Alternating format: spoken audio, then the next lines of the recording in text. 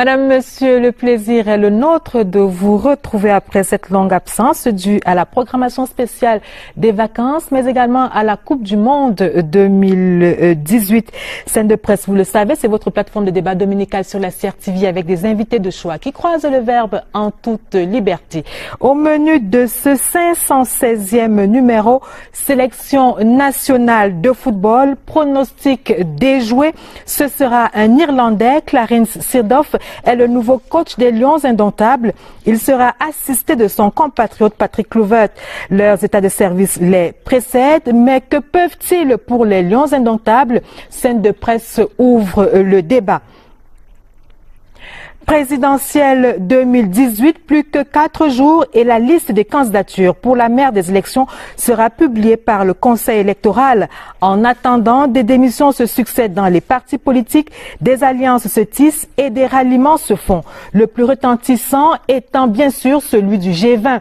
20 partis de l'opposition ont décidé de battre campagne pour le candidat du RDPC aux côtés de ses alliés traditionnels. Le ralliement est justifié par le contexte politico-sécuritaire dans le nord-ouest et le sud-ouest, contexte dans lequel le cardinal Christian Toumi propose la tenue les 29 et 30 août prochains d'une conférence générale anglophone pour la paix. Les motivations et la portée des démarches de ces religieux et de ces politiques meublent le débat ce soir. Madame, Monsieur, vous aurez également droit ce soir à vos rubriques habituelles, la revue de presse, les zoomings en focus, les ministres de la décentralisation et des sports. Et parlant justement de sport, faisons connaissance avec le nouveau staff technique des Lions Indomptables. C'est dans ce zooming signé Joseph Gouet à Manding.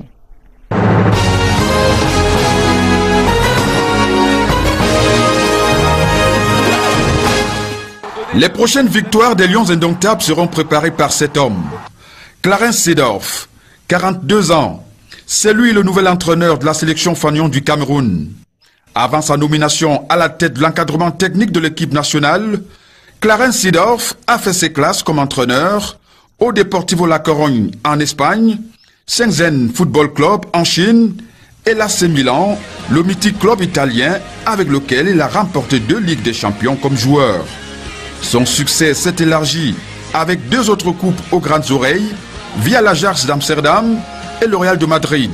À son actif donc, 4 Champions League avec 3 clubs différents. L'ancien milieu de terrain et capitaine de l'équipe nationale de la Hollande, qui devient l'entraîneur des Lions Indomptables du Cameroun, aura comme adjoint son compatriote et ancien équipier Patrick Kluivert, lui aussi entraîneur. Il a été directeur sportif au Paris Saint-Germain et dans sa carrière d'entraîneur, il a officié aux côtés de Louis van Gaal à la AZ Alkmaar en Hollande. À 42 ans, Kluivert est considéré comme l'un des plus grands joueurs de tous les temps selon la FIFA.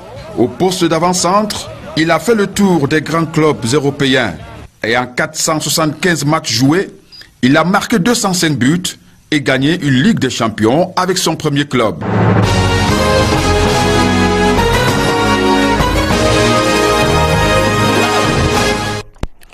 Une fois de plus, bonsoir donc. Autour de la table du débat ce soir, 4 invités de choix. Monsieur Saïdou Maïdadi, qui est membre du bureau politique de l'UNDP, Asokmo Nekden, qui est chef du desk politique et institutionnel au quotidien Le Jour, Thierry Ndong, qui est le directeur de publication du journal Intégration, et monsieur Essomba Bongono, qui est député suppléant du RDPC. Messieurs, bonsoir et bienvenue sur le plateau. Bonsoir, madame. Bonsoir, madame. Alors, nous commençons par le football. Comme vous le savez, depuis ce samedi, le staff technique des Lions Indomptables a été revu. On en sait désormais plus sur ceux qui vont diriger ce staff. Il s'agit de Clarence Seedorf et de Patrick Kluivert, 2 Néerlandais donc qui ont été choisis par le Cameroun pour porter les Lions Indomptables à la victoire. Alors, première question à Sokmo, Clarence Seedorf, Patrick Kluivert. La presse, on va le dire, a eu tout faux. La presse a eu tout faux. Ceux qui ont eu tout faux, ce sont ceux qui ont peut-être voulu lire dans la boule de cristal. Pour moi, j'attendais simplement que les négociations arrivent à leur terme. Des négociations tant au niveau de la FECAFOOT qu'au niveau du ministère des Sports et des différents candidats. Et tout au moins, on ne peut pas nier quand même le fait que l'actualité a été dominée quelques jours auparavant par la venue au Cameroun de Sven-Goran Eriksson, c'est ça? Voilà. Sven-Goran Eriksson. On avait également parlé d'Alain Giresse dans les différents pronostics. On a parlé de Carlos Queiroz et de John Thomas. Au moins, Sven-Goran Eriksson, ça a été sûr parce que il est bien arrivé. Il a été reçu par les autorités camerounaises et son agent a d'ailleurs accordé une interview au quotidien Le Jour, interview dans laquelle il expliquait la présence, les motivations du séjour de 2 jours de cet entraîneur-là et fondait les espoirs sur un contrat qui finalement n'est pas arrivé. Voilà, qui finalement n'est pas arrivé. Donc le ministère des Sports, la FECAFOOT, ont décidé de porter leur choix sur le tandem néerlandais. Mais ce qui m'étonne un peu, ce sont les critiques vertes qui sont immédiatement dirigées contre ces 2 techniciens. Le Cameroun en a l'habitude, donc voilà. ce n'est pas nouveau. Justement, on a du mal à comprendre ces critiques, Thierry, donc vous qui êtes un passionné de football, un footballeur même à vos heures perdues. Lorsqu'on parle de Clarence Seedorf, c'est quand même un ancien sociétaire et un ancien entraîneur également du Milan AC et du Deportivo de Corogne. Lorsqu'on parle de Patrick Kluivert, c'est quand même 7 clubs européens avec à la clé une Champions League. C'est quand même 205 buts sur 475 matchs. Que demander de plus? Écoutez, merci pour l'invitation. Pour parler du football, on est 24 millions de Camerounais et donc 24 millions d'entraîneurs. Comprenez donc l'unanimité ne sera jamais de ce monde de la planète foot Cameroun. Moi, je suis de ceux qui saluent l'arrivée de ces entraîneurs. On peut leur faire confiance? Alors, pour la porter question, les Lions à la victoire? Vous savez, l'entraîneur n'est pas à lui seul le chef d'orchestre. Il travaille avec un environnement. Vous pouvez avoir le meilleur entraîneur du monde, mais si l'environnement autour n'est pas sain, il ne fera pas de résultats. Donc, moi, je suis de ceux qui pensent que nous sommes là à 12 mois de la CAN. Nous avons un titre à conserver et que 12 mois, c'est juste. Mais c'est encore possible de travailler de façon bien organisée afin de sauver ce qui est, afin de conserver cette couronne. Mais vous disiez tout à l'heure si la presse camerounaise avait tout faux. Je dirais non, dans la mesure où les noms de ce tandem sont quand même revenus bien avant. Et donc, même si à un moment donné, ils n'étaient pas en pole position, mais ces noms ont quand même été dans le chapeau. Et alors, donc, vous parlez d'environnement, merci. Je voudrais qu'on y aille un peu plus rapidement. Vous parlez tantôt de l'environnement des Lions indomptables. Et Souma Bongono, est-ce que ces Lions, ces nouveaux coachs des Lions indomptables pourront travailler de manière sereine? Est-ce qu'il y a un certain nombre de garde-fous qui ont été mis en place pour leur laisser le champ libre? Merci de votre question. Je n'ai pas l'impression que, pour l'instant, il manque de cohérence dans la désignation de ce staff technique, puisque il me semble que c'est sur la proposition de la Fédération camerounaise de football que le ministre a pris la responsabilité d'endosser au nom du gouvernement la désignation de ce staff. Il faut maintenant espérer que cette cohérence continue pour que le projet sportif qui est à bâtir autour de la CAN 2019, avec la conservation du titre et pourquoi pas d'autres victoires, soit un projet qui d'abord soit entraînant pour tout le monde, c'est-à-dire tout le staff administratif, tout le staff technique et toutes les populations camerounaises qui en attendent quand même. Et que ce projet soit un projet exaltant qui nous permette, même si on ne gagne pas à la fin, d'avoir quand même une équipe qui donne le sentiment d'avoir donné tout ce qu'elle peut donner sur le plan technique, sur le plan tactique et sur le plan physique. Et je crois que il faut faire confiance au staff technique et lui donner la possibilité d'avoir précisément l'occasion de développer son projet sportif sur le plan technique, que l'environnement administratif et politique et financier soit à la hauteur des enjeux, Et que sur le plan technique, les joueurs sortent quand même de la moyenne. Parce que nous avons beaucoup de lacunes techniques et que les entraîneurs définissent un schéma tactique clair qui permette à tous ceux qui aiment le football au Cameroun de voir clairement que quand cette équipe va se déployer, elle pourra gagner des matchs. Alors, Saïdou Maïdadi, il y a tout cet environnement dont vient de parler M. Soma Bongone, mais il y a également le 11e joueur. Je n'ai pas envie de parler des 24 millions d'entraîneurs que nous sommes au Cameroun. On a également une partition à jouer dans ce défi-là. Oui, certainement. Mais bon, je vais certainement ramer à contre-courant ici, parce que moi, le football ne fait pas partie de mes préoccupations. Je sais que politiquement, bon, il peut être exploité. Il a très souvent été présenté comme le ferment de l'unité. Vous ne regardez pas souvent les matchs de Lyon, etc. Vous ne regardez pas les matchs de Lyon? Depuis les 6, j'en regarde, mais ça ne fait pas partie de mes préoccupations. Parce que pour moi, le football reste et demeure un divertissement auquel on peut s'adonner quand on a fini de régler tous les problèmes de santé, d'éducation, de logement, d'emploi, etc. Et bon, politiquement, ça a toujours été exploité depuis les temps anciens. On a parlé pour divertir le peuple du pain et des jeux. Bon, chez nous, avec le football, on nous a donné les jeux. Bon, il manque le pain maintenant. Le pain viendra certainement s'il n'est pas encore là, mais tout est fait pour que cela arrive. Alors, en focus, pour être tout à fait complet sur ce sujet sportif, le ministre des Sports, Bidoun Pat, qui lève un pan de voile sur l'état d'avancement des chantiers de la CAN à la veille de l'arrivée de la 3e mission de la CAF. Bidoun Pat est en focus dans cette édition de Scène de Presse.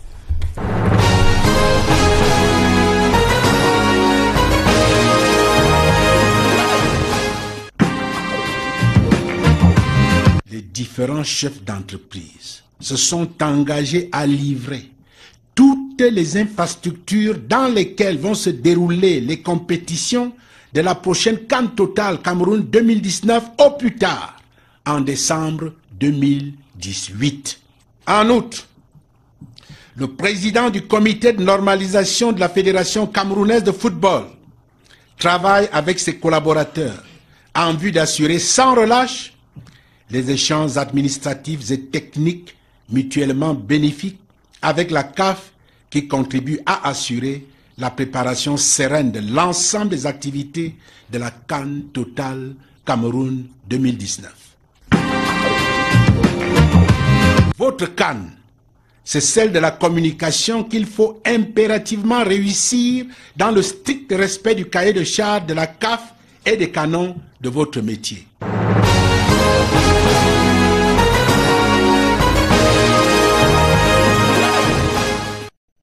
Place à la deuxième une de Scène de Presse présidentielle 2018, le temps des grandes manœuvres, ou alors l'heure des grandes manœuvres. Le G20 est né, 20 partis de l'opposition ont décidé d'assister ou d'appuyer ou de soutenir la candidature du président Paul Biya à la prochaine présidentielle. Ce sera donc le 7 octobre prochain.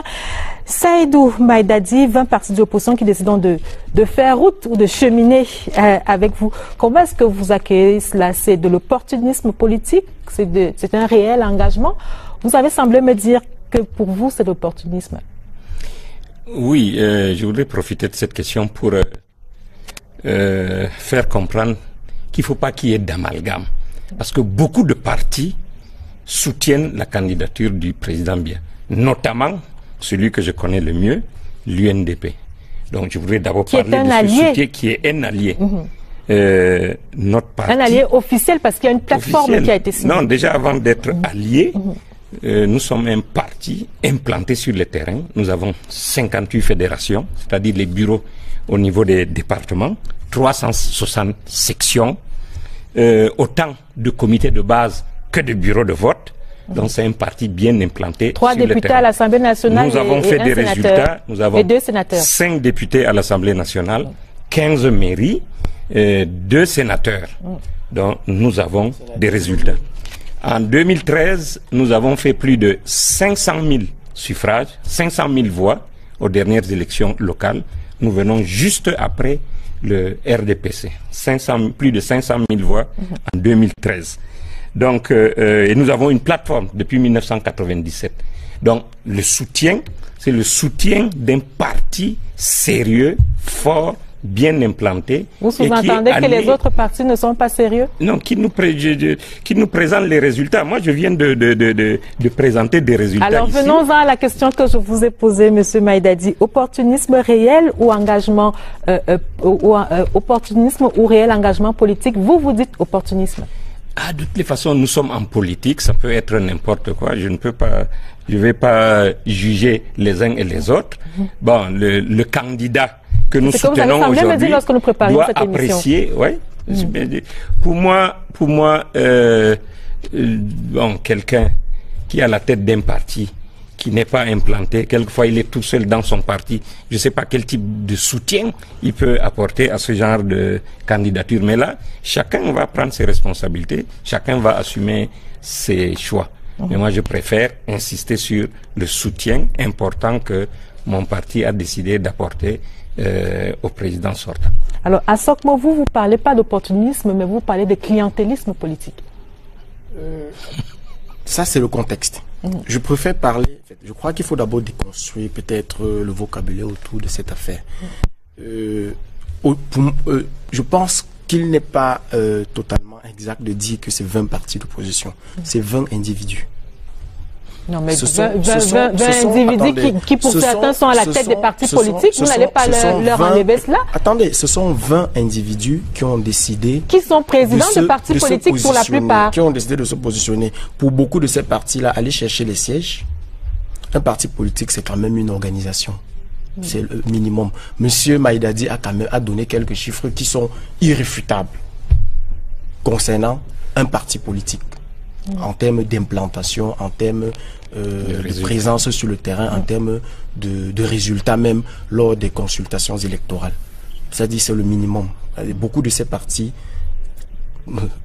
beaucoup de ces personnes se revendiquent des partis qui sont peut-être existants dans des mallettes.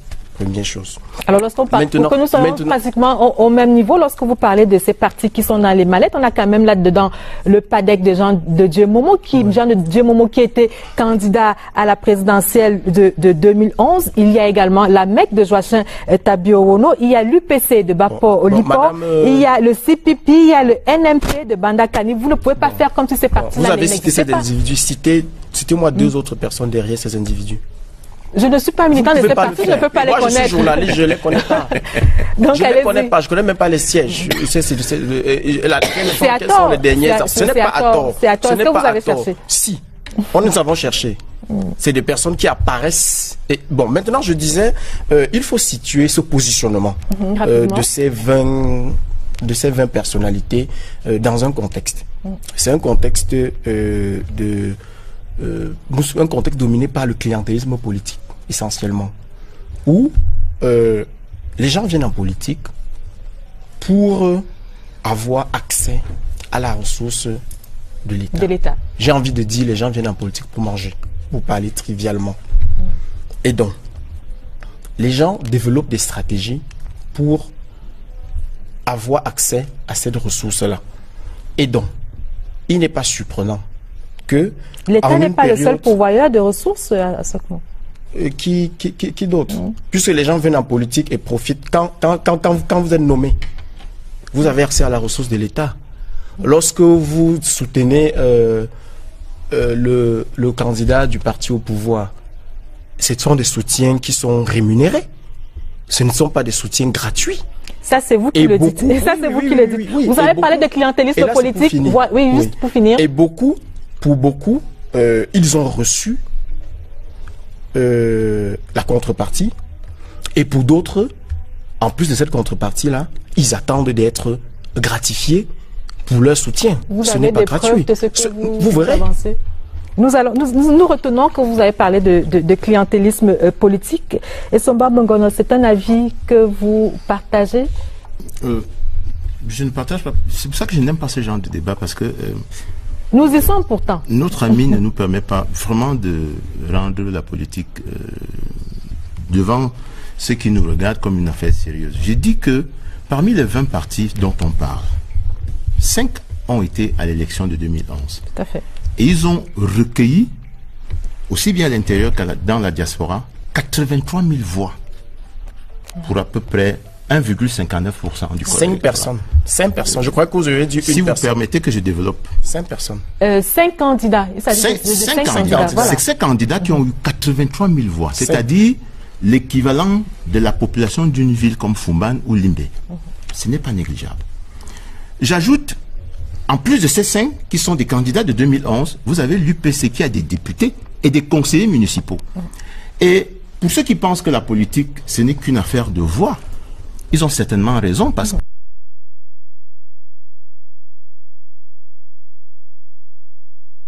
que, notamment, Internet. Et vous savez que... Notamment, Internet.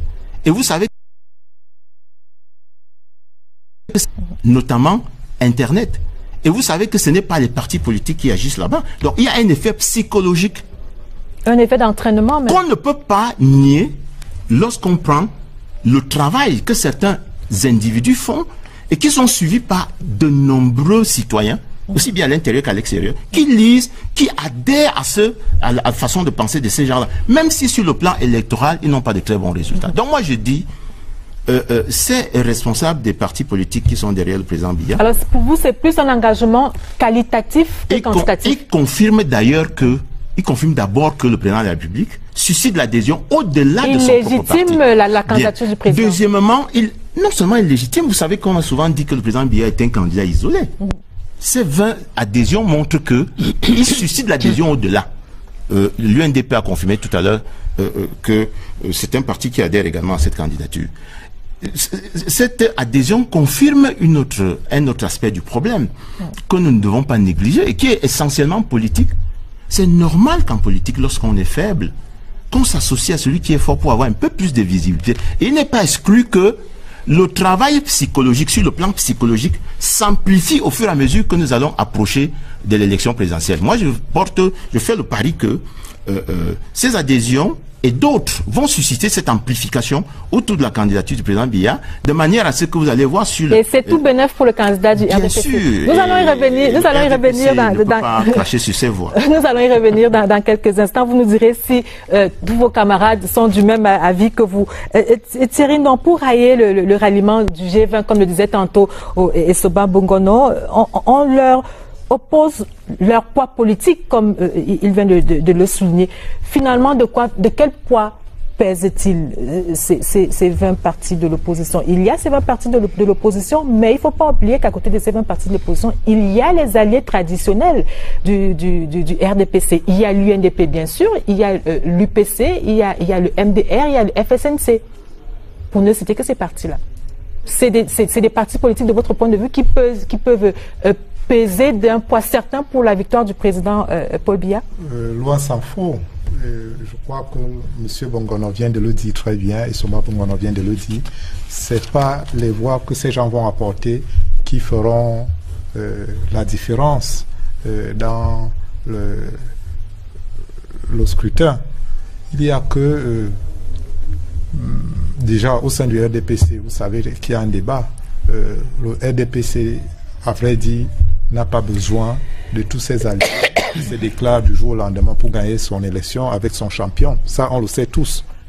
Sauf que ce G20, comme on l'appelle, est venu dans un mélange je veux dire, d'apaisement, parce qu'il faut toucher un peu de tout. Nous sommes dans un environnement assez tendu, politiquement s'entend, et le fait qu'ils viennent, qu'ils rallient la candidature du président Biya apporte un air d'apaisement à cet environnement ô combien compliqué. Mais je suis de ceux qui pensent que c'est une tempête dans un verre d'eau. Et même ils le savent très bien, c'est G20. Et que, bon, dans un environnement, comme je le disais, assez tendu politiquement, on ne peut pas refuser la main tendue du G20. Au départ, c'était plus que le G20. Parce que M. Assokumo vous a dit quelque chose là qui est très pertinent. Les négociations avec ces partis-là datent de plusieurs mois déjà.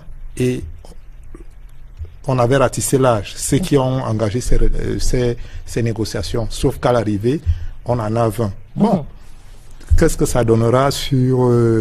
on le verra, on le saura certainement dans les prochains jours.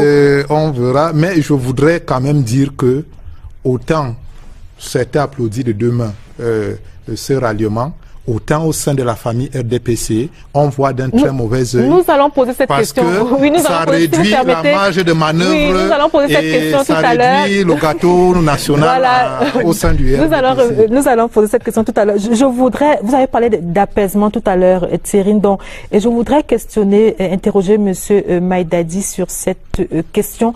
C'est l'une des raisons pour laquelle l'UNDP cette année a décidé de soutenir une fois de plus la candidature du président Paul Biya, alors même que, comme vous me l'aviez dit, certains militants pensaient que cette année, le président Bello Bouba pourrait lui-même se porter candidat à cette élection-là. Oui, pour cette élection, depuis 2 à 3 ans, on était dans une dynamique. On était en train de réfléchir. Un certain nombre de cadres du parti, s'il n'était pas bien ou mieux pour notre parti de présenter une candidature à l'élection de 2018. Moi qui vous parle, j'étais dans cette dynamique-là. On était en train de réfléchir. Là, on pensait au parti. Pensait au parti.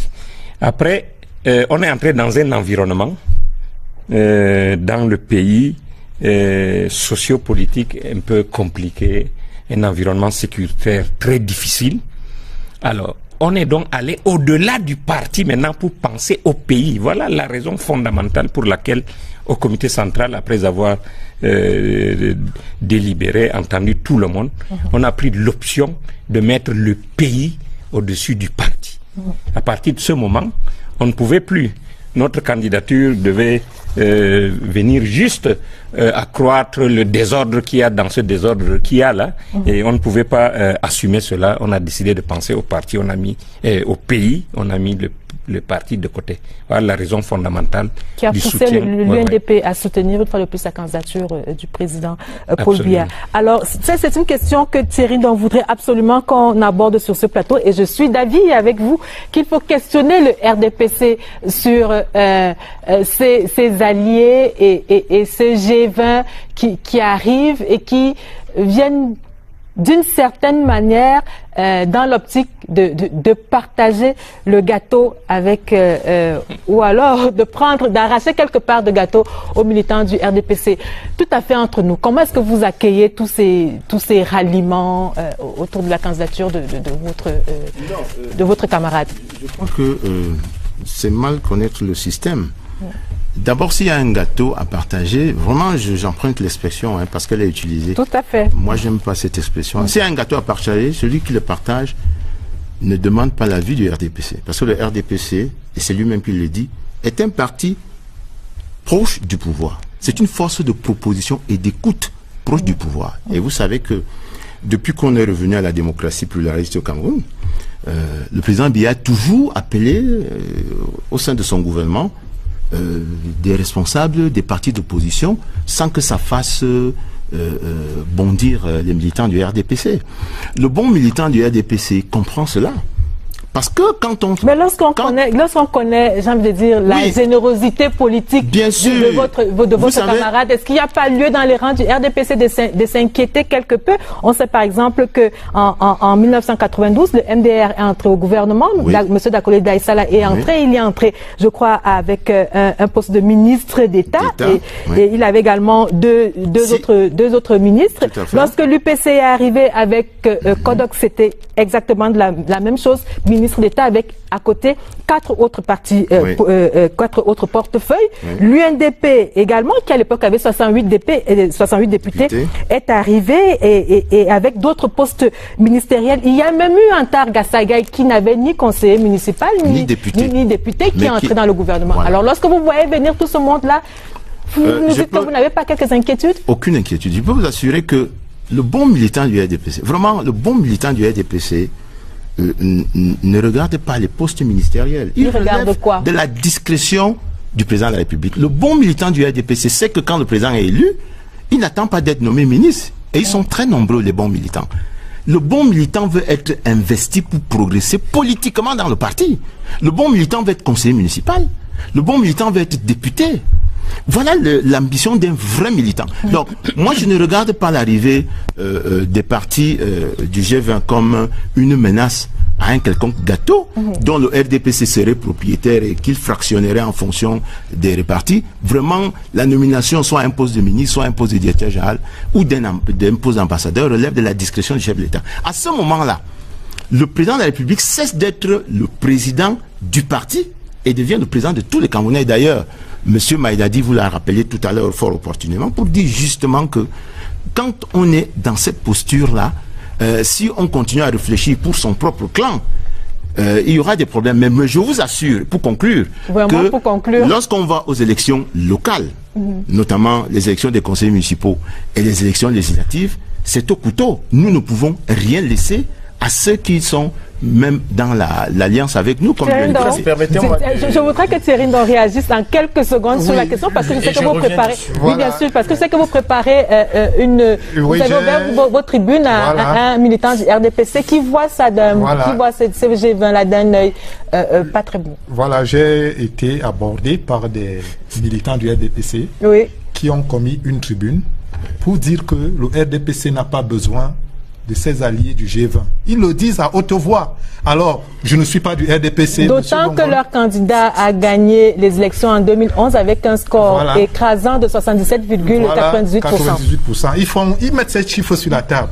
La seconde chose, c'est que, honnêtement, on fait de la politique. Pourquoi? C'est pour accéder au pouvoir et tout ce qui va avec. Alors, et chacun à son niveau souhaite accéder au pouvoir. Je ne sais pas qui ferait de la politique pour les beaux yeux de la princesse. Et j'aimerais justement... Et cela est vrai au RDPC, cela est vrai pour le G20, cela est vrai pour la majorité présidentielle. Donc ne faisons pas comme si la politique est devenue une affaire où on y vient par plaisir. Par plaisir, parce qu'on veut servir. Par philanthropie ou bien par... Alors, un mot sur la question. Oui, je voudrais rapidement balayer en brèche une posture qui, à mon avis, est hypocrite. Le RDPC, c'est le parti au pouvoir. Ce n'est pas le parti proche du pouvoir. Je ne sais même pas ce que ça veut dire. Dans un contexte politique qui est le nôtre, déjà, la politique, elle est essentiellement encadrée dans un cadre partisan. C'est-à-dire, on essaye d'ouvrir, mais c'est essentiellement les partis politiques qui portent le jeu politique chez nous. C'est le RDPC qui investit l'actuel président de la République. C'est le RDPC qui investit la majorité écrasante au Parlement. C'est le RDPC qui investit les conseillers municipaux et dont tient les mairies. Alors, j'ai de la peine à comprendre qu'on nous dise que c'est un parti proche du pouvoir. C'est un parti qui exerce le pouvoir et qui devrait l'assumer. Peut-être, j'y vois ça une manière peut-être après d'échapper au bilan, le moment venu. Peut-être. Vous n'avez pas lu la Constitution. Mais ce que je dis, c'est ça. Et revenons maintenant sur cette affaire de pourquoi, de comment les gens voient l'entrée. En quelques mots, s'il vous plaît. Du G20 et des autres. C'est un véritable problème au sein du RDPC. Les militants, ils ne le diront peut-être pas. Tous n'assument pas. Je vois bien M. Bengono qui n'assume pas. Mais il y a beaucoup d'autres qui l'assument.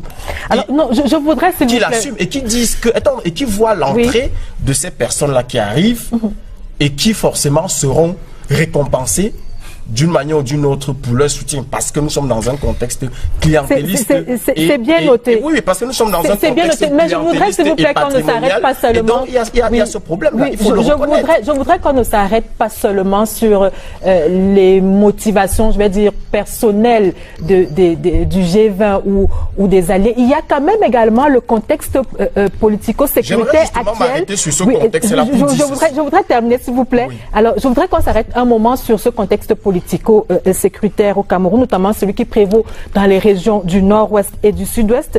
Et c'est l'une des raisons, c'est l'une des motivations majeures qui a été évoquée par le G20. On ne peut pas faire comme si cela n'existait pas et comme si cela ne pouvait pas servir, ne pouvait pas servir à motiver le G20. Leurs motivations sont, ils le disent de manière explicite. Ils disent, le Cameroun traverse une situation critique. Et on a besoin de quelqu'un qui rassure. Et le président Paul Biya est présenté comme le meilleur risque. Voilà. Voilà tout ce qu'ils disent. Et donc, nous le soutenons. Mais moi, je me pose simplement des questions de logique et de journaliste. Cette situation est arrivée avec le président Biya aux manettes. Ça veut dire que c'est sous lui que le péril est arrivé. D'une manière ou d'une autre, on peut interroger sa responsabilité. Parce que c'est lui qui était le capitaine de bord quand le bateau a commencé à couler. Première chose. Voilà 2 ans que nous sommes dans la crise. Des mesures ont été prises. Ça, le RDPC claironne. Nous avons pris des mesures, Et ce qui est vrai, on a pris des mesures. On a ouvert des postes, on a ouvert des filières à l'ENAM, on a créé une commission du bilinguisme et tout le reste. Sauf que la situation s'est enlisée. Donc, s'il faut faire le bilan logiquement, ça veut dire que jusqu'ici, le traitement de cette crise-là a échoué parce que la crise ne s'est pas arrêtée. Logiquement. Est-ce de la faute je ne dis pas que c'est de la faute. Je dis juste qu'ici, les mesures qui ont été prises, soit on n'a pas encore trouvé la bonne solution, soit on n'a pas encore pris la mesure qu'il faut. Et je ne comprends pas comment on peut reconduire immédiatement quelqu'un sans lui dire nous te soutenons à condition que tu fasses les problèmes qui ont été moi je m'attendais à ce que les problèmes qui ont été adressés qui ont été posés ont été adressés d'une manière ou d'une autre. Que les personnes qui apportent ce soutien là disent que voici ce que nous proposons au président.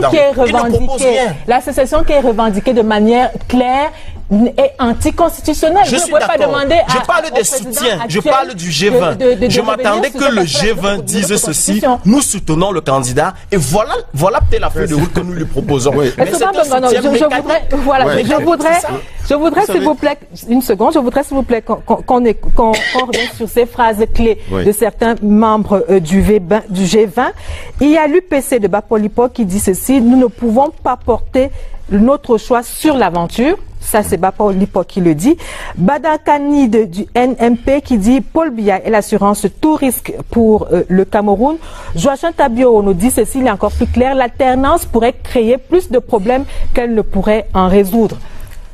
Vous pensez que c'est ce que l'on doit retenir de ces motivations majeures du G20?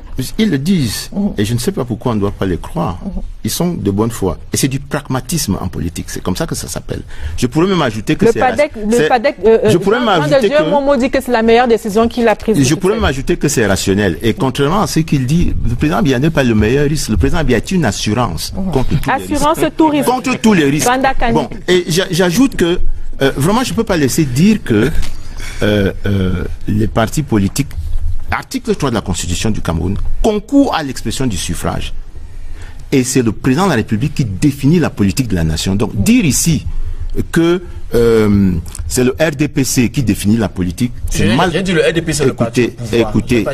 Écoutez, laissez-moi conclure. Le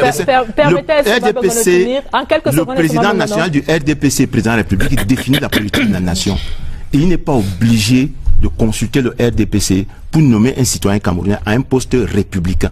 C'est une fonction républicaine qui doit garantir à tous les citoyens camerounais un égal accès aux droits et aux devoirs consacrés par la Constitution du Cameroun. Je voudrais également que vous réagissiez sur le procès qui semble être fait au président Biya sur la survenue de cette crise, comme il a évoqué. C'est un procès malvenu, puisque si vous regardez le développement de cette crise, qui a atteint un niveau d'exacerbation depuis 2016. Mais avant, nous avions toujours des petites crises larvées dans les régions du nord et du sud-ouest tous les 1er octobre. C'est connu. On a eu un autre pic de crise en 1993.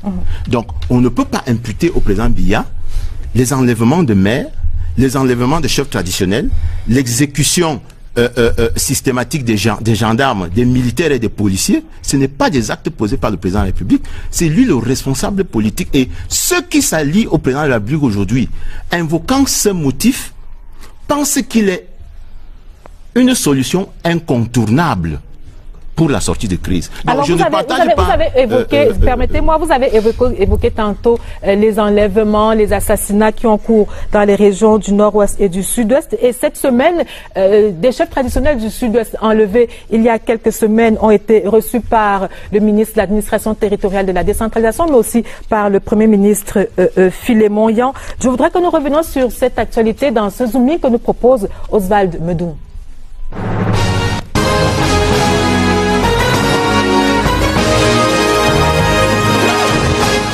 Des heures de torture entre les mains des sécessionnistes, ça laisse des traces. Edouard Okamangandje, conseiller municipal à la commune de Buea et petit frère du chef du village Kanjo, porte les séquelles de la violence de ses bourreaux. Il a été torturé et il a pu envoyer un message au maire qu'il est en train de mourir. Donc malgré la situation dangereuse, le maire s'est déplacé.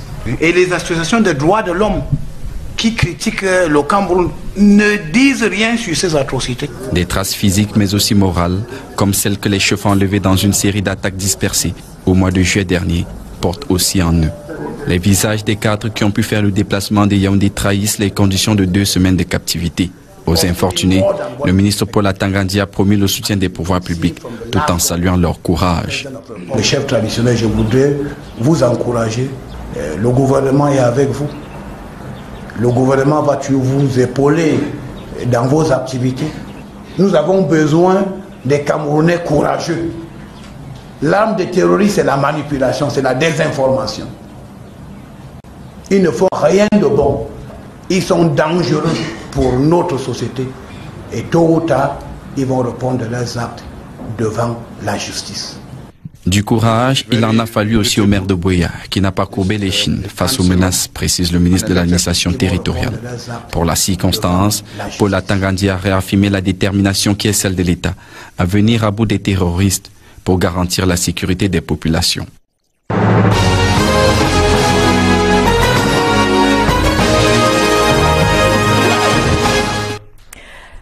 Merci Oswald Medoum pour ce reportage. Vous avez vu là quelques images fortes de cet élément, ce conseil municipal de la commune de Buea qui a été maltraité pendant sa captivité. Thierry Ndong, lorsque vous voyez tout cela, qu'est-ce que cela vous suggère comme commentaire? J'ai mal de voir que des êtres humains sont violentés pour leur appartenance à une région, disons-le comme ça, parce que je ne comprends pas pourquoi des chefs traditionnels peuvent être molestés de la sorte. Il a fallu aller les tirer dans un trou où ils étaient gardés. C'est pas bien. Ceci dit, par rapport au débat de tout à l'heure, juste dire que nous devons travailler tous à ce que la paix revienne. Et le discours du G20, qui est un discours de main tendue, me semble quelque chose de fondamental. Mais je voudrais dire que le G20 n'a pas innové. Parce que si vous suivez très bien, même la société civile, en appelle à une cessation des affrontements. Et je voudrais finir en disant que le discours sur l'homme-providence, tel que nous le tient aujourd'hui le G20, est un discours erroné. En 82, quand M. Ahidjo décide de partir du pouvoir, toute la République se couche. On crée des délégations pour aller le supplier de ne pas partir. Il est parti, M. Biya a pris le pouvoir et ce pays n'est jamais tombé. Donc, ce sont de tout remettre sur les épaules d'un homme à qui on va donner le caractère d'homme-providence. C'est un être humain qui a ses forces et ses faiblesses et il faut qu'on accepte ça comme ça. Monsieur Maïdadi, on a parlé tout à l'heure des chefs traditionnels. Vous avez également vu cet élément-là. Il faudrait quand même signaler que parmi ces 8 chefs traditionnels qui avaient été enlevés, il y en a un qui en est mort. Il s'agit du chef traditionnel Bandadje du village Lisoka. Alors, je vous donne la parole. Oui, c'est pour revenir au débat de tout à l'heure. Le camarade a dit... Monsieur Assommo, non, camarade syndical, parce que je suis syndicaliste aussi, bon camarade. Oui, c'est bon, ok, d'accord. Il a dit que le président Biya est responsable de la situation du pays. C'est normal. Il est président, c'est normal qu'il soit d'une manière ou d'une autre responsable. Justement, voilà la raison pour laquelle il devait être candidat. Imaginez qu'ils disent qu'il ne se présente pas candidat. Vous serez le premier à dire, vous foutez la merde dans ce pays et puis vous partez, vous nous abandonnez le pays. Il doit être là et nous allons l'appuyer pour qu'on résolve les problèmes de ce pays. Je pense que ce mandat était important, mais il me semble être le dernier mandat du président Biya, il faudrait donc qu'on s'organise, la Constitution pour permet l'avènement de présenter l'alternance à la tête de l'État par les urnes et dans la paix. Et il a toutes les cartes en main. Nous l'appuyons parce que nous savons qu'il a toutes les clés pour régler ces problèmes et nous allons l'aider à utiliser ces clés-là. Alors l'autre actualité, bien sûr, qui soulève le débat, qui passionne les Camerounais ces derniers temps, c'est cette proposition qui a été faite par le cardinal Christian Toumi, convocation d'une conférence pour la paix dans les régions du Nord-Ouest et du Sud-Ouest les 29 et 30 août prochains à Buea. Alors, c'était la réunion, l'annonce a été faite le 25 juillet. De votre point de vue, et je vous donne la parole à Sokmo, le gouvernement doit-il prendre part à cette concertation? Le gouvernement qui joue la carte, on va le dire, de la prudence. Le gouvernement devrait pas prendre part à cette conférence parce que déjà, il est considéré comme partie prenante, selon la proposition qui a été faite par pas par Toumi, parce que on a très vite fait de cristalliser cette proposition-là autour de Toumi. Moi, je retiens que c'est une proposition qui est faite par des leaders religieux. On a l'Église catholique romaine, on a l'Église protestante, on a l'islam. Je voudrais savoir justement à ce propos, est-ce que le cardinal Christian Toumi parle au nom de l'Église ou alors à titre personnel? Il ne parle pas au nom de l'Église. Voilà. Mais je dis, ce n'est pas une affaire simplement de Christian Toumi, c'est à la suite de C'est une affaire du révérend Georges Babila Fauchon de la Presbyterian Church in Cameroun, de l'imam Aladji Mohamed Aboubakar de la mosquée centrale de Buea, de l'imam Toukour Mohamed Adamou de la mosquée centrale de Bamenda et de Simon Mounzou, avocat international. Ce sont des personnes qui parlent en leur nom propre, c'est vrai, mais ce sont des personnes qui ont quand même une casquette d'autorité morale dans notre pays, qu'on ne peut pas dénier. Maintenant, je dis, c'est une proposition comme toutes les autres. Et c'est une proposition ni plus ni moins. Il faut la prendre pour ce qu'elle est. Et cette proposition a tout simplement, à mon sens, est concrète. Elle est concrète pourquoi? Elle propose un cadre.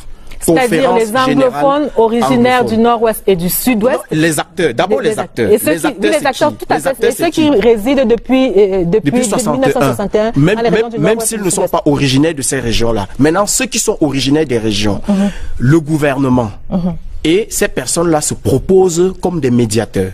Et ils disent, et ces personnes, elles disent que le porte-parole de la médiation serait M. Simon Mounzou, qui est quand même une personnalité forte de la société civile, qui a l'expérience d'avoir travaillé dans la résolution de conflits dans le système des Nations Unies. Alors, et Soma Bongono, au regard des profils qui sont proposés, des profils des participants à cette rencontre, est-ce qu'on ne peut pas se dire à ce moment-là que c'est déjà une division nette qui est établie entre les Camerounais d'ici, c'est-à-dire les Camerounais du Grand Sud et les Camerounais de ce côté, c'est-à-dire des francophones et des anglophones? Est-ce que ce n'est pas anticonstitutionnel même Connaissant les idées de Simon Mounzou, qui est sécessionniste, il est clair là-dessus.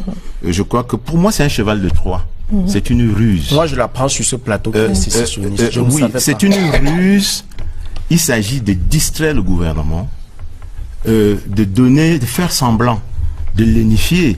Et vous savez, le cheval de Troie, c'est quoi? C'est ce grand monstre qu'on a construit pendant la guerre qui opposait les Grecs à la ville de Troie et qui a pour but ici d'amener la sécession sur la table de la normalité. Et si vous n'êtes pas... De banaliser le sujet. Bien sûr, si vous n'êtes pas Meta, si vous n'êtes pas Bakouri, si vous n'êtes pas Banyangui, vous ne pouvez pas assister à cette conférence. Il s'agit là d'un retour très loin en arrière. Ce n'est pas vrai. Il y a des Camerounais. Laissez-moi développer. Non. Il faut quand même apporter une précision dans ce cadre-là. Nous informons les Camerounais. Ce n'est pas une conférence des Bakweri. C'est une conférence des Camerounais qui sont originaires des régions ou alors qui ne le sont pas, mais qui sont installés dans les régions. Nous apprenons. Je rétablis la vérité. Nous apprenons qu'il y a une condition.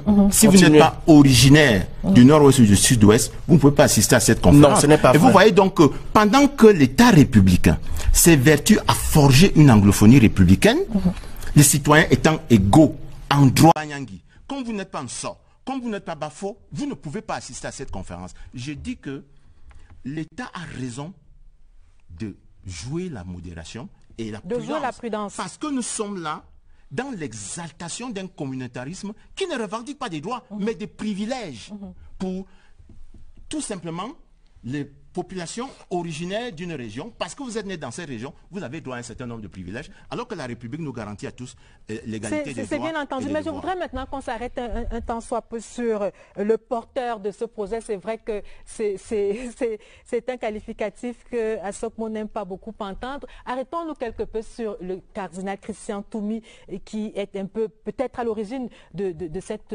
proposition-là. Comment est-ce que vous le voyez, vous, Monsieur Sadou Maïdadi? Comment est-ce que vous voyez cet homme d'église, ce religieux-là, ce cardinal-là qui professe ce type de proposition à ce moment précis de l'histoire de notre pays? Madame Medou, quand je vais commencer à parler, des gens vont crier à la tentative de désacralisation. Non, il n'est pas question de désacraliser quoi que ce soit ici. Je parle de quelqu'un que je connais bien. Enfin, bien, c'est peut-être trop dire, mais que j'ai eu à rencontrer en tête à tête au moins 4 fois. Le cardinal Toumi. Tout ce que je retiens de lui, c'est que quand on parle d'autorité morale, moi je trouve que c'est un Camerounais engagé et qui a un parti pris. Il faut bien analyser toutes les prises de position du cardinal Toumi. Toutes ces prises de position sont partisanes. Il faut les analyser très bien. Alors, je ne pense pas que quand on a déjà un parti pris d'avance, qu'on puisse organiser une rencontre pour régler les problèmes. Et quand je vois que la rencontre ne concerne que les anglophones, et quand je sais que les anglophones ont à peu près la même opinion sur cette affaire-là, on sait exactement ce qui va sortir de cette réunion. Dans un premier temps, moi je voulais même que l'État interdise cette rencontre. Ça, c'était mon premier réflexe. Et tout à l'heure, vous avez demandé, est-ce que l'État doit suivre cela? Je dis oui, l'État doit encadrer cela. On ne peut pas laisser une rencontre de ce type-là avec un initiateur qui a un parti pris, dérouler son programme, ne serait-ce que pour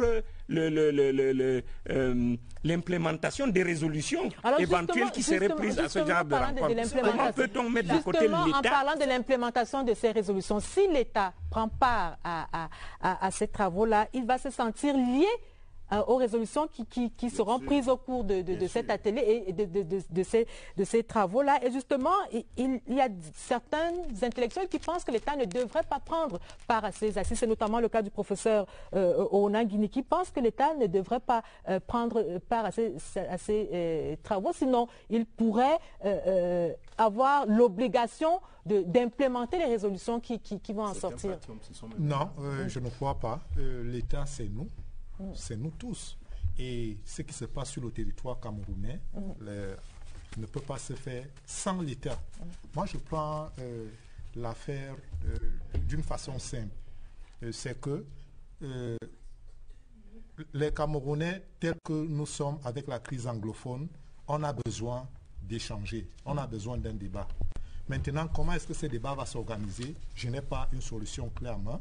Je propose simplement que au lieu d'aller à l'affrontement tel que je vois là entre M. Toumi et l'État, qu'il y ait des bons offices qui permettent de rassembler sur la même table les acteurs et discuter. Mais ce ne sera pas le premier exercice de dialogue qui a été initié. Monsieur, je voudrais que nous arrêtions une autre fois pour parler de la décentralisation. C'est l'une des solutions qui a été souvent proposée pour adresser de manière plus sereine les questions qui sont posées dans les régions du Nord-Ouest et du Sud-Ouest. Et cette semaine, le chef de l'État a signé un décret portant organisation du ministère de la décentralisation et du développement local. À ce sujet, justement, je vous propose d'écouter Georges Elanga Obam, qui est ministre de la décentralisation et du développement local. C'est un focus dans cette édition de Scène de presse.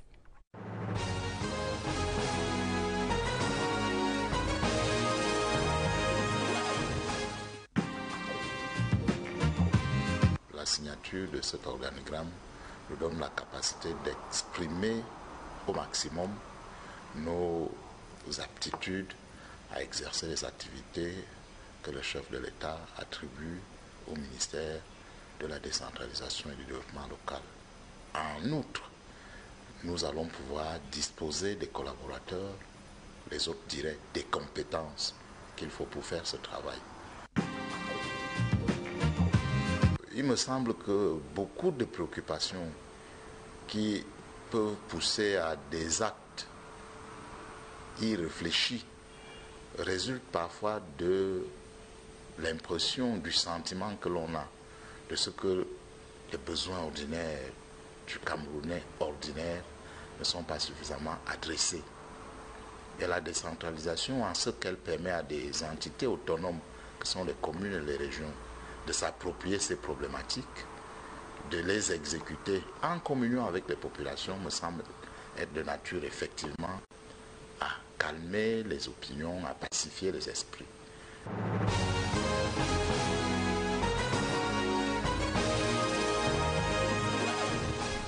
À Sokmo, nous sommes donc parvenus pratiquement au terme de cette édition de Scène de presse qui portait sur les grandes manœuvres en cette période de préparation de la présidentielle. Un dernier mot? Un dernier mot, c'est sur la crise anglophone, parce que pour moi, c'est le sujet le plus important. Elle est même plus importante que l'élection présidentielle. Et je vais rester sur la proposition des leaders religieux pour dire que ce n'est pas une affaire des anglophones, parce que si nous invitons déjà l'État à la table, cet État-là nous représente tous. C'est noté. Voilà. Thierry-Don. Je pense que l'enjeu de la crise anglophone nous impose aujourd'hui de s'asseoir sur une table pour parler. Comment ça va se faire? Je n'ai pas une formule clé en main, mais il faut qu'on se parle. Maïdadi Sadou Maïdadi. On n'a pas besoin d'un débat pour régler le problème anglophone. Le problème anglophone, c'est un problème de développement. 3 projets, on les met en place, ça règle les problèmes. Le port en eau profonde de Limbe, le barrage de la Menchum et la Ring Road. Monsieur Soma Bangono? Oui, je crois que ce qui se passe dans les régions du Nord et du Sud-Ouest va structurer le débat politique sur les 30 années qui viennent au Cameroun. Et le gouvernement a besoin d'un interlocuteur politique qui assume la responsabilité de tout ce qui s'est passé depuis 2016. Je crois qu'à ce moment-là, on aura un interlocuteur politique qui assume, qui dit « j'ai donné les ordres ». Où sont les donneurs d'ordre? C'est ceux-là qui vont débattre avec le gouvernement. Madame, Monsieur, c'est la fin de cette édition de Scène de presse. Merci aux équipes techniques et rédactionnelles. Merci, Monsieur, d'être venu. Le débat a été passionnant. La presse quitte la scène. Merci, bonsoir.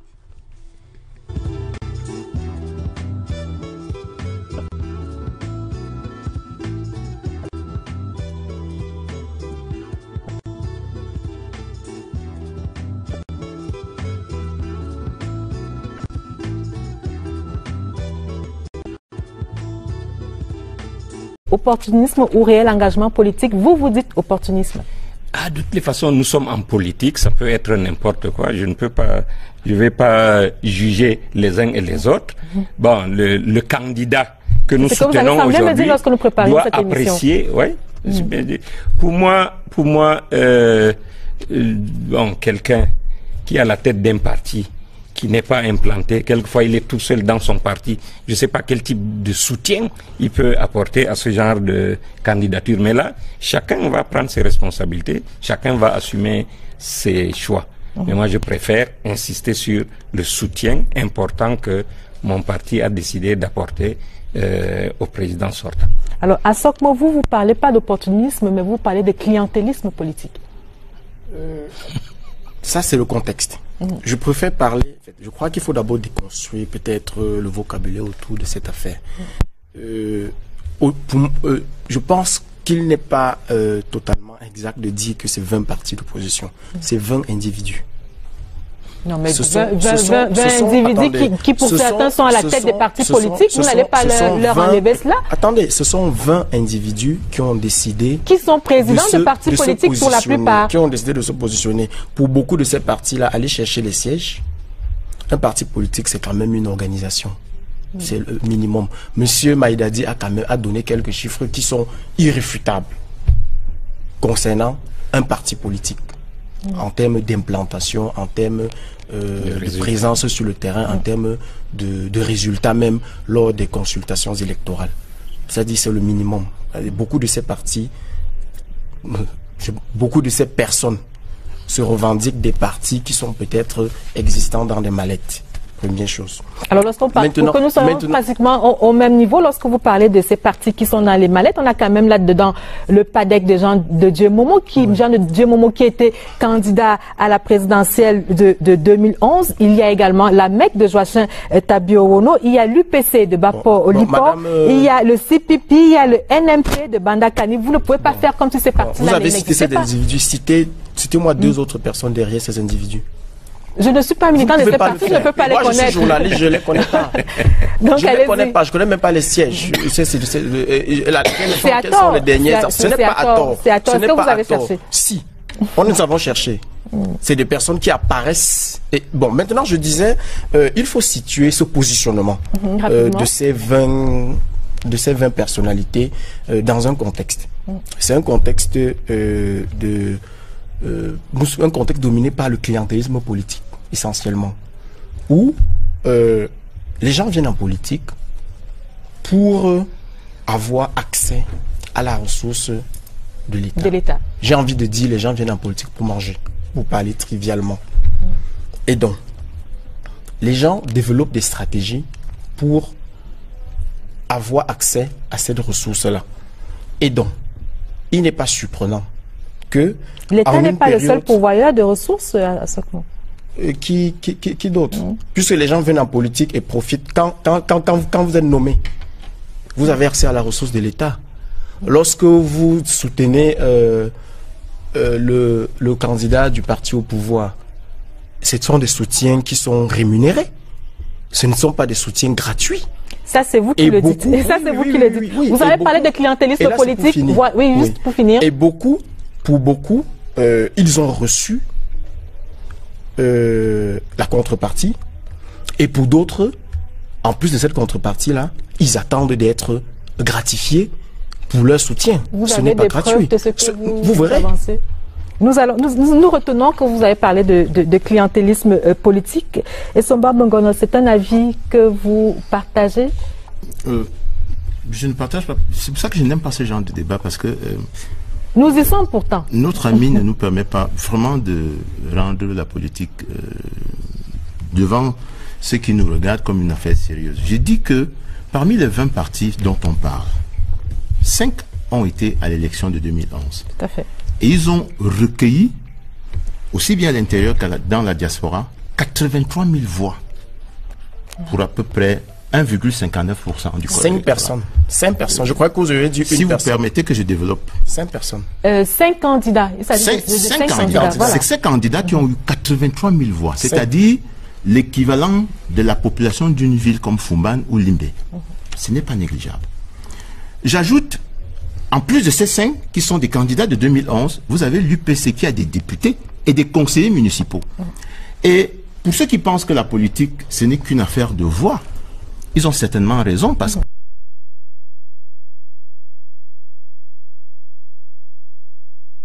que, notamment, Internet. Et vous savez que... Notamment, Internet. Et vous savez que... Notamment, Internet. Et vous savez que ce n'est pas les partis politiques qui agissent là-bas. Donc, il y a un effet psychologique. Un effet d'entraînement, mais... qu'on ne peut pas nier lorsqu'on prend le travail que certains individus font et qui sont suivis par de nombreux citoyens, aussi bien à l'intérieur qu'à l'extérieur, qui lisent, qui adhèrent à la façon de penser de ces gens-là, même si sur le plan électoral, ils n'ont pas de très bons résultats. Donc moi je dis, c'est responsable des partis politiques qui sont derrière le président Biya. Alors pour vous, c'est plus un engagement qualitatif que quantitatif. Il confirme d'ailleurs que, il confirme d'abord que le président de la République suscite l'adhésion au-delà de son propre parti. Il légitime la candidature du président. Deuxièmement, non seulement il légitime, vous savez qu'on a souvent dit que le président Biya est un candidat isolé. Ces 20 adhésions montrent qu'il suscite l'adhésion au-delà. L'UNDP a confirmé tout à l'heure que c'est un parti qui adhère également à cette candidature. Cette adhésion confirme un autre aspect du problème que nous ne devons pas négliger et qui est essentiellement politique. C'est normal qu'en politique, lorsqu'on est faible, qu'on s'associe à celui qui est fort pour avoir un peu plus de visibilité. Et il n'est pas exclu que le travail psychologique, sur le plan psychologique, s'amplifie au fur et à mesure que nous allons approcher de l'élection présidentielle. Moi, je fais le pari que ces adhésions et d'autres vont susciter cette amplification autour de la candidature du président Biya, de manière à ce que vous allez voir sur le... Et c'est tout bénéf pour le candidat du RDPC. Sûr. Nous allons y revenir. Nous allons y revenir cracher sur ses voix. Nous allons y revenir dans quelques instants. Vous nous direz si tous vos camarades sont du même avis que vous. Thierry, donc pour railler le ralliement du G20, comme le disait tantôt Essoba Bongono, on leur oppose leur poids politique, comme il vient de le souligner. Finalement, de quel poids pèsent-ils ces 20 partis de l'opposition? Il y a ces 20 partis de l'opposition, mais il ne faut pas oublier qu'à côté de ces 20 partis de l'opposition, il y a les alliés traditionnels du RDPC. Il y a l'UNDP, bien sûr. Il y a le président du parti et devient le président de tous les Camerounais. D'ailleurs, M. Maïdadi vous l'a rappelé tout à l'heure fort opportunément pour dire justement que quand on est dans cette posture-là, si on continue à réfléchir pour son propre clan, il y aura des problèmes. Mais je vous assure, pour conclure, que lorsqu'on va aux élections locales, notamment les élections des conseillers municipaux et les élections législatives, c'est au couteau. Nous ne pouvons rien laisser à ceux qui sont même dans l'alliance avec nous. Comme je voudrais que Thierry Ndong réagisse en quelques secondes sur la question, parce que je sais que vous préparez. Oui, bien sûr, parce que je sais que vous préparez vous avez ouvert votre tribune à un militant du RDPC qui voit ça qui voit ce G20 d'un œil pas très bon. Voilà, j'ai été abordé par des militants du RDPC qui ont commis une tribune pour dire que le RDPC n'a pas besoin de ses alliés du G20. Ils le disent à haute voix. Alors, je ne suis pas du RDPC. D'autant que leur candidat a gagné les élections en 2011 avec un score écrasant de 77,98%. Ils mettent ces chiffres sur la table. La seconde chose, c'est que, honnêtement, on fait de la politique. Pourquoi? C'est pour accéder au pouvoir et tout ce qui va avec. Et chacun à son niveau souhaite accéder au pouvoir. Je ne sais pas qui ferait de la politique pour les beaux yeux de la princesse. Et j'aimerais justement... Et cela est vrai au RDPC, cela est vrai pour le G20, cela est vrai pour la majorité présidentielle. Donc ne faisons pas comme si la politique est devenue une affaire où on y vient par plaisir. Par plaisir, parce qu'on veut servir. Par philanthropie ou bien par... Alors, un mot sur la question, oui. Oui, je voudrais rapidement balayer en brèche une posture qui, à mon avis, est hypocrite. Le RDPC, c'est le parti au pouvoir. Ce n'est pas le parti proche du pouvoir. Je ne sais même pas ce que ça veut dire. Dans un contexte politique qui est le nôtre, déjà, la politique, elle est essentiellement encadrée dans un cadre partisan. C'est-à-dire, on essaye d'ouvrir, mais c'est essentiellement les partis politiques qui portent le jeu politique chez nous. C'est le RDPC qui investit l'actuel président de la République. C'est le RDPC qui investit la majorité écrasante au Parlement. C'est le RDPC qui investit les conseillers municipaux et dont tient les mairies. Alors, j'ai de la peine à comprendre qu'on nous dise que c'est un parti proche du pouvoir. C'est un parti qui exerce le pouvoir et qui devrait l'assumer. Peut-être, j'y vois ça une manière peut-être après d'échapper au bilan, le moment venu. Peut-être. Vous n'avez pas lu la Constitution. Mais ce que je dis, c'est ça. Et revenons maintenant sur cette affaire de pourquoi, de comment les gens voient l'entrée en quelques mots, s'il vous plaît. Du G20 et des autres. C'est un véritable problème au sein du RDPC. Les militants, ils ne le diront peut-être pas. Tous n'assument pas. Je vois bien M. Bengono qui n'assume pas. Mais il y a beaucoup d'autres qui l'assument. Alors, non, je voudrais... Qui l'assument et qui disent que... Attends, et qui voient l'entrée de ces personnes-là qui arrivent et qui forcément seront récompensées d'une manière ou d'une autre pour leur soutien, parce que nous sommes dans un contexte clientéliste. C'est bien noté. Oui, parce que nous sommes dans un contexte clientéliste. Mais je voudrais, s'il vous plaît, qu'on ne s'arrête pas seulement. Il y a ce problème-là. Je voudrais qu'on ne s'arrête pas seulement sur les motivations, je vais dire, personnelles du G20 ou des alliés. Il y a quand même également le contexte politico-sécuritaire actuel. Sur ce contexte-là. Je voudrais terminer, s'il vous plaît. Alors, je voudrais qu'on s'arrête un moment sur ce contexte politique politico-sécuritaire au Cameroun, notamment celui qui prévaut dans les régions du nord-ouest et du sud-ouest. Et c'est l'une des raisons, c'est l'une des motivations majeures qui a été évoquée par le G20. On ne peut pas faire comme si cela n'existait pas et comme si cela ne pouvait pas servir, ne pouvait pas servir à motiver le G20. Les motivations sont, ils le disent de manière explicite. Ils disent le Cameroun traverse une situation critique et on a besoin de quelqu'un qui rassure. Et le président Paul Biya est présenté comme le meilleur risque. Voilà tout ce qu'ils disent et donc nous le soutenons. Mais moi je me pose simplement des questions de logique et de journaliste. Cette situation est arrivée avec le président Biya aux manettes. Ça veut dire que c'est sous lui que le péril est arrivé. D'une manière ou d'une autre, on peut interroger sa responsabilité parce que c'est lui qui était le capitaine de bord quand le bateau a commencé à couler. Première chose. Voilà 2 ans que nous sommes dans la crise. Des mesures ont été prises. Ça, le RDPC claironne. Nous avons pris des mesures, Et ce qui est vrai, on a pris des mesures. On a ouvert des postes, on a ouvert des filières à l'ENAM, on a créé une commission du bilinguisme et tout le reste. Sauf que la situation s'est enlisée. Donc, s'il faut faire le bilan logiquement, ça veut dire que jusqu'ici, le traitement de cette crise-là a échoué parce que la crise ne s'est pas arrêtée. Logiquement. Est-ce de la faute je ne dis pas que c'est de la faute. Je dis jusqu'ici, les mesures qui ont été prises, soit on n'a pas encore trouvé la bonne solution, soit on n'a pas encore pris la mesure qu'il faut. Et je ne comprends pas comment on peut reconduire immédiatement quelqu'un sans lui dire nous te soutenons à condition que tu fasses les problèmes qui ont été moi je m'attendais à ce que les problèmes qui ont été adressés qui ont été posés ont été adressés d'une manière ou d'une autre. Que les personnes qui apportent ce soutien là disent que voici ce que nous proposons au président. La sécession qui est revendiquée de manière claire est anticonstitutionnelle. Je suis d'accord. Je parle des soutiens. Je parle du G20. Je m'attendais que le G20 dise ceci. Nous soutenons le candidat et voilà peut-être la feuille de route que nous lui proposons. Je voudrais s'il vous plaît, une seconde, qu'on revienne sur ces phrases clés de certains membres du G20. Il y a l'UPC de Bapolipo qui dit ceci: nous ne pouvons pas porter notre choix sur l'aventure. Ça, c'est Bapolipo qui le dit. Badakani du NMP qui dit Paul Biya et l'assurance tout risque pour le Cameroun. Joachim Tabio nous dit ceci, il est encore plus clair. L'alternance pourrait créer plus de problèmes qu'elle ne pourrait en résoudre. Vous pensez que c'est ce que l'on doit retenir de ces motivations majeures du G20? Ils le disent, et je ne sais pas pourquoi on ne doit pas les croire. Ils sont de bonne foi. Et c'est du pragmatisme en politique, c'est comme ça que ça s'appelle. Je pourrais même ajouter que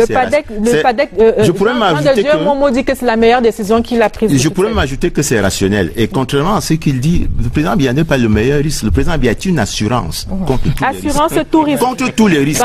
Bon, et j'ajoute que vraiment, je ne peux pas laisser dire que les partis politiques, article 3 de la Constitution du Cameroun, concourent à l'expression du suffrage. Et c'est le président de la République qui définit la politique de la nation. Donc, dire ici que c'est le RDPC qui définit la politique, c'est mal. J'ai dit le RDPC, écoutez, laissez-moi conclure. Je suis de ceux qui pensent que nous sommes là à 12 mois de la CAN. Nous avons un titre à conserver et que 12 mois c'est juste, mais c'est encore possible de travailler de façon bien organisée afin de sauver afin de conserver cette couronne. Mais vous disiez tout à l'heure si la presse camerounaise avait tout faux. Je dirais non, dans la mesure où les noms de ce tandem sont quand même revenus bien avant. Et donc, même si à un moment donné, ils n'étaient pas en pole position, mais ces noms ont quand même été dans le chapeau. Et alors, donc, vous parlez d'environnement, merci. Je voudrais qu'on y aille un peu plus rapidement. Vous parlez tantôt de l'environnement des Lions indomptables. Et Soma Bongono, est-ce que ces nouveaux coachs des Lions indomptables pourront travailler de manière sereine? Est-ce qu'il y a un certain nombre de garde-fous qui ont été mis en place pour leur laisser le champ libre? Merci de votre question. Je n'ai pas l'impression que, pour l'instant, il manque de cohérence dans la désignation de ce staff technique, puisque il me semble que c'est sur la proposition de la Fédération camerounaise de football que le ministre a pris la responsabilité d'endosser au nom du gouvernement la désignation de ce staff. Il faut maintenant espérer que cette cohérence continue pour que le projet sportif qui est abattu autour de la CAN 2019 avec la conservation du titre et pourquoi pas d'autres victoires soit un projet qui d'abord soit entraînant pour tout le monde, c'est-à-dire tout le staff administratif, tout le staff technique et toutes les populations camerounaises qui en attendent quand même. Et que ce projet soit un projet exaltant qui nous permette, même si on ne gagne pas à la fin, d'avoir quand même une équipe qui donne le sentiment d'avoir donné tout ce qu'elle peut donner sur le plan technique, sur le plan tactique et sur le plan physique. Et je crois que il faut faire confiance au staff technique et lui donner la possibilité d'avoir précisément l'occasion de développer son projet sportif sur le plan technique, que l'environnement administratif et politique et financier soit à la hauteur des enjeux, et que sur le plan technique, les joueurs sortent quand même de la moyenne, parce que nous avons beaucoup de lacunes techniques, et que les entraîneurs définissent un schéma tactique clair qui permette à tous ceux qui aiment le football au Cameroun de voir clairement que quand cette équipe va se déployer, elle pourra gagner des matchs. Alors, Saïdou Maïdadi, il y a tout cet environnement dont vient de parler M. Soma Bongone, mais il y a également le 11e joueur. Je n'ai pas envie de parler des 24 millions d'entraîneurs que nous sommes au Cameroun. On a également une partition à jouer dans ce défi-là. Oui, certainement. Mais bon, je vais certainement ramer à contre-courant ici, parce que moi, le football ne fait pas partie de mes préoccupations. Je sais que politiquement, bon, il peut être exploité. Il a très souvent été présenté comme Vous ne regardez pas souvent les matchs de Lyon, etc. Vous ne regardez pas les matchs de Lyon? Depuis les 6, j'en regarde, mais ça ne fait pas partie de mes préoccupations. Parce que pour moi, le football reste et demeure un divertissement auquel on peut s'adonner quand on a fini de régler tous les problèmes de santé, d'éducation, de logement, d'emploi, etc. Et bon, politiquement, ça a toujours été exploité depuis les temps anciens. On a parlé pour divertir le peuple du pain et des jeux. Bon, chez nous, avec le football, on nous a donné les jeux. Bon, il manque le pain maintenant. Le pain viendra certainement s'il n'est pas encore là, mais tout est fait pour que cela arrive. Alors, en focus, pour être tout à fait complet sur ce sujet sportif, le ministre des Sports, Bidoum Pat, qui lève un pan de voile sur l'état d'avancement des chantiers de la CAN à la veille de l'arrivée de la 3e mission de la CAF. Bidoum Pat est en focus dans cette édition de Scène de Presse.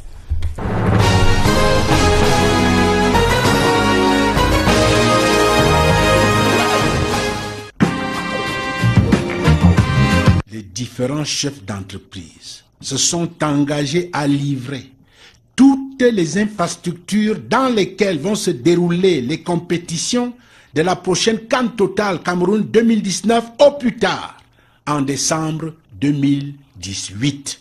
En outre, le président du comité de normalisation de la Fédération camerounaise de football travaille avec ses collaborateurs en vue d'assurer sans relâche les échanges administratifs et techniques mutuellement bénéfiques avec la CAF qui contribue à assurer la préparation sereine de l'ensemble des activités de la CAN Total Cameroun 2019.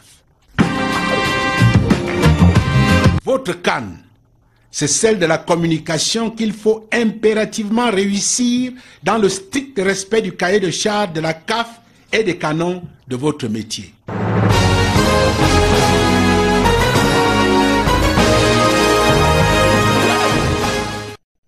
Place à la deuxième une de Scène de Presse présidentielle 2018, le temps des grandes manœuvres. Alors l'heure des grandes manœuvres, le G20 est né. 20 partis de l'opposition ont décidé d'assister ou d'appuyer ou de soutenir la candidature du président Paul Biya à la prochaine présidentielle. Ce sera donc le 7 octobre prochain.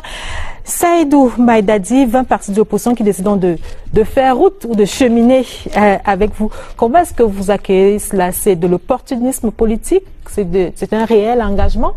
Vous avez semblé me dire que pour vous, c'est de l'opportunisme. Oui, je voudrais profiter de cette question pour faire comprendre qu'il ne faut pas qu'il y ait d'amalgame. Parce que beaucoup de partis soutiennent la candidature du président Biya, notamment celui que je connais le mieux, l'UNDP. Donc je voudrais d'abord parler de ce soutien qui est un allié. Notre parti, un allié officiel parce qu'il y a une plateforme qui a été signée. Non, déjà avant d'être allié, nous sommes un parti implanté sur le terrain. Nous avons 58 fédérations, c'est-à-dire les bureaux au niveau des départements, 360 sections, autant de comités de base que de bureaux de vote. Donc c'est un parti bien implanté. 3 députés à l'Assemblée nationale. Nous avons fait des résultats. Nous avons 2 sénateurs. 5 députés à l'Assemblée nationale, 15 mairies, 2 sénateurs. Donc nous avons des résultats. En 2013, nous avons fait plus de 500 000 suffrages, 500 000 voix aux dernières élections locales. Nous venons juste après le RDPC.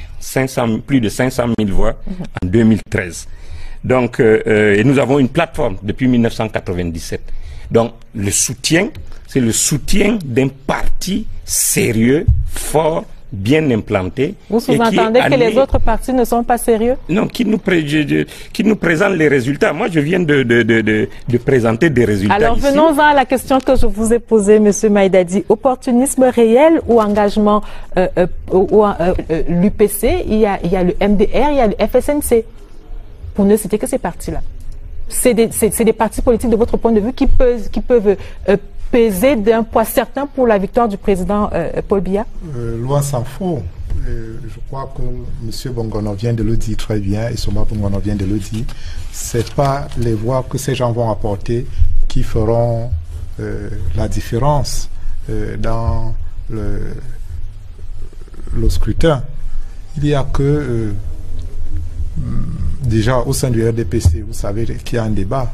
Le RDPC, à vrai dire, n'a pas besoin de tous ces alliés qui se déclarent du jour au lendemain pour gagner son élection avec son champion. Ça, on le sait tous. Sauf que ce G20, comme on l'appelle, est venu dans un mélange d'apaisement. Parce qu'il faut toucher un peu de tout. Nous sommes dans un environnement assez tendu, politiquement s'entend, et le fait qu'ils viennent, qu'ils rallient la candidature du président Biya apporte un air d'apaisement à cet environnement ô combien compliqué. Mais je suis de ceux qui pensent que c'est une tempête dans un verre d'eau. Et même ils le savent très bien, c'est G20, et que, bon, dans un environnement, comme je le disais, assez tendu politiquement, on ne peut pas refuser la main tendue du G20. Au départ, c'était plus que le G20, parce que M. Assokmo vous a dit quelque chose là qui est très pertinent. Les négociations avec ces partis-là datent de plusieurs mois déjà, et on avait ratissé l'âge, ceux qui ont engagé ces négociations, sauf qu'à l'arrivée, on en a 20. Bon, qu'est-ce que ça donnera sur... on le verra, on le saura certainement dans les prochains jours. On verra, mais je voudrais quand même dire que autant c'était applaudi de deux mains ce ralliement, autant au sein de la famille RDPC, on voit d'un très mauvais œil. Nous allons poser cette question. Oui, ça réduit la marge de manœuvre. Oui, nous allons poser cette question tout à l'heure. Ça réduit le gâteau national au sein du RDPC. Nous allons poser cette question tout à l'heure. Je voudrais, vous avez parlé d'apaisement tout à l'heure, Thierry, et je voudrais interroger M. Maïdadi sur cette question. C'est l'une des raisons pour laquelle l'UNDP cette année a décidé de soutenir une fois de plus la candidature du président Paul Biya, alors même que, comme vous me l'aviez dit, certains militants pensaient que cette année, le président Bello Bouba pourrait lui-même se porter candidat à cette élection-là. Oui, pour cette élection, depuis 2 à 3 ans, on était dans une dynamique. On était en train de réfléchir. Un certain nombre de cadres du parti, s'il n'était pas bien ou mieux pour notre parti de présenter une candidature à l'élection de 2018. Moi qui vous parle, j'étais dans cette dynamique-là. On était en train de réfléchir. Là, on pensait au parti. Après, on est entré dans un environnement dans le pays sociopolitique un peu compliqué, un environnement sécuritaire très difficile. Alors, on est donc allé au-delà du parti maintenant pour penser au pays. Voilà la raison fondamentale pour laquelle au comité central, après avoir délibéré, entendu tout le monde, on a pris l'option de mettre le pays au-dessus du parti. À partir de ce moment, on ne pouvait plus. Notre candidature devait venir juste accroître le désordre qu'il y a dans ce désordre qu'il y a là, et on ne pouvait pas assumer cela. On a décidé de penser au parti, on a mis au pays, on a mis le parti de côté. Voilà la raison fondamentale qui a du poussé soutien. l'UNDP à soutenir une fois de plus la candidature du président Paul Biya. Alors, c'est une question que Thierry donc voudrait absolument qu'on aborde sur ce plateau, et je suis d'avis avec vous qu'il faut questionner le RDPC sur ses alliés et ces G20 qui arrivent et qui viennent d'une certaine manière dans l'optique de partager le gâteau avec ou alors d'arracher quelque part de gâteau aux militants du RDPC. Tout à fait entre nous. Comment est-ce que vous accueillez tous ces ralliements autour de la candidature de votre camarade? Je crois que c'est mal connaître le système.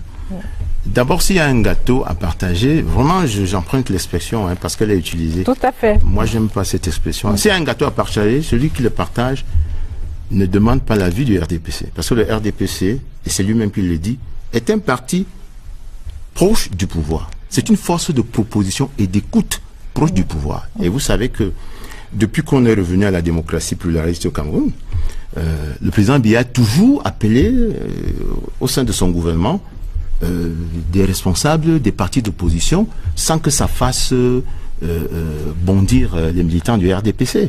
Le bon militant du RDPC comprend cela. Parce que quand on... Mais lorsqu'on connaît, j'ai envie de dire, la générosité politique de votre camarade, est-ce qu'il n'y a pas lieu dans les rangs du RDPC de s'inquiéter quelque peu? On sait par exemple que en 1992, le MDR est entré au gouvernement. Oui. Monsieur Dakolé Daïsala est entré. Il est entré, je crois, avec un poste de ministre d'État. Et il avait également deux autres ministres. Lorsque l'UPC est arrivé avec Kodok, c'était exactement la même chose. Ministre d'État avec à côté 4 autres partis, 4 autres portefeuilles. L'UNDP également, qui à l'époque avait 68 députés, est arrivé et avec d'autres postes ministériels. Il y a même eu Antar Gassagay qui n'avait ni conseiller municipal ni député qui est entré dans le gouvernement. Voilà. Alors lorsque vous voyez venir tout ce monde-là, vous nous dites que vous n'avez pas quelques inquiétudes? Aucune inquiétude. Je peux vous assurer que le bon militant du RDPC, vraiment le bon militant du RDPC, ne regarde pas les postes ministériels. Il regarde quoi? De la discrétion du président de la République. Le bon militant du RDPC sait que quand le président est élu, il n'attend pas d'être nommé ministre. Et ils sont très nombreux, les bons militants. Le bon militant veut être investi pour progresser politiquement dans le parti. Le bon militant veut être conseiller municipal. Le bon militant veut être député. Voilà l'ambition d'un vrai militant. Donc, moi, je ne regarde pas l'arrivée des partis du G20 comme une menace à un quelconque gâteau dont le RDPC serait propriétaire et qu'il fractionnerait en fonction des répartis. Vraiment, la nomination, soit un poste de ministre, soit un poste de directeur général ou d'un poste d'ambassadeur, relève de la discrétion du chef de l'État. À ce moment-là, le président de la République cesse d'être... Madame, Monsieur, le plaisir est le nôtre de vous retrouver après cette longue absence due à la programmation spéciale des vacances, mais également à la Coupe du Monde 2018. Scène de presse, vous le savez, c'est votre plateforme de débat dominical sur la CRTV avec des invités de choix qui croisent le verbe en toute liberté. Au menu de ce 516e numéro, sélection nationale de football, pronostic déjoué. Ce sera un Irlandais, Clarence Seedorf, est le nouveau coach des Lions Indomptables. Il sera assisté de son compatriote Patrick Kluivert. Leurs états de service les précèdent, mais que peuvent-ils pour les Lions Indomptables? Scène de presse ouvre le débat. Présidentielle 2018, plus que 4 jours et la liste des candidatures pour la maire des élections sera publiée par le Conseil électoral. En attendant, des démissions se succèdent dans les partis politiques, des alliances se tissent et des ralliements se font. Le plus retentissant étant bien sûr celui du G20. 20 partis de l'opposition ont décidé de battre campagne pour le candidat du RDPC aux côtés de ses alliés traditionnels. Le ralliement est justifié par le contexte politico-sécuritaire dans le nord-ouest et le sud-ouest, contexte dans lequel le cardinal Christian Toumi propose la tenue les 29 et 30 août prochains d'une conférence générale anglophone pour la paix. Les motivations et la portée des démarches de ces religieux et de ces politiques meublent le débat ce soir. Madame, Monsieur, vous aurez également droit ce soir à vos rubriques habituelles, la revue de presse, les zoomings en focus, les ministres de la décentralisation et des sports. Et parlant justement de sport, faisons connaissance avec le nouveau staff technique des Lions Indomptables. C'est dans ce zooming signé Joseph Gouet à Manding.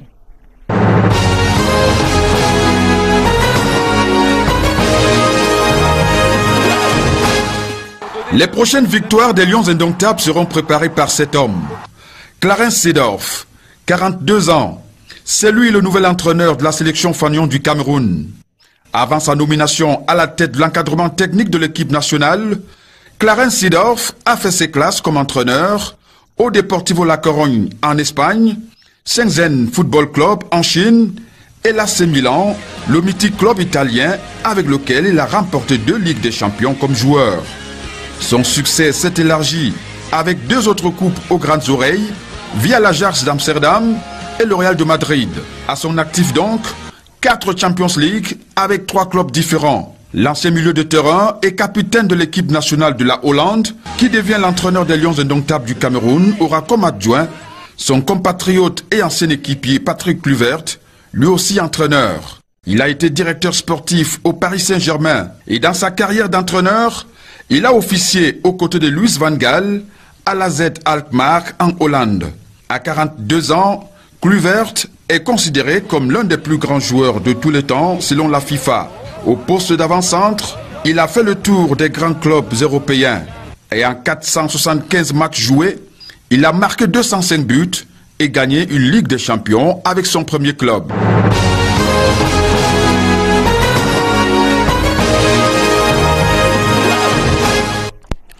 Une fois de plus, bonsoir donc. Autour de la table du débat ce soir, 4 invités de choix. Monsieur Saïdou Maïdadi, qui est membre du bureau politique de l'UNDP, Asokmo Nekdem, qui est chef du desk politique et institutionnel au quotidien Le Jour, Thierry Ndong, qui est le directeur de publication du journal Intégration, et monsieur Essomba Bongono, qui est député suppléant du RDPC. Messieurs, bonsoir et bienvenue sur le plateau. Bonsoir, madame. Bonsoir, madame.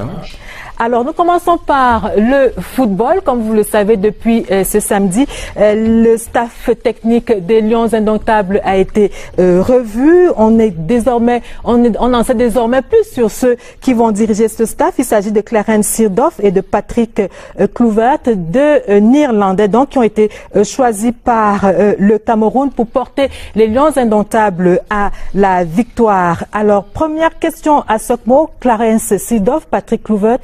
La presse, on va le dire, a eu tout faux. La presse a eu tout faux. Ceux qui ont eu tout faux, ce sont ceux qui ont peut-être voulu lire dans la boule de cristal. Pour moi, j'attendais simplement que les négociations arrivent à leur thème. Des négociations tant au niveau de la FECAFOOT qu'au niveau du ministère des Sports et des différents candidats. Et tout au moins, on ne peut pas nier quand même le fait que l'actualité a été dominée quelques jours auparavant par la venue au Cameroun de Sven-Goran Eriksson, c'est ça? Voilà. Sven-Goran Eriksson. On avait également parlé d'Alain Giresse dans les différents pronostics. On a parlé de Carlos Queiroz et de John Thomas. Au moins, Sven-Goran Eriksson, ça a été sûr parce que il est bien arrivé. Il a été reçu par les autorités camerounaises et son agent a d'ailleurs accordé une interview au quotidien Le Jour, interview dans laquelle il expliquait la présence, les motivations du séjour de 2 jours de cet entraîneur-là et fonder les espoirs sur un contrat qui finalement n'est pas arrivé. Voilà, qui finalement n'est pas arrivé. Donc le ministère des Sports, la FECAFOOT ont décidé de porter leur choix sur le tandem néerlandais. Mais ce qui m'étonne un peu, ce sont les critiques vertes qui sont immédiatement dirigées contre ces deux techniciens. Le Cameroun en a l'habitude, donc voilà.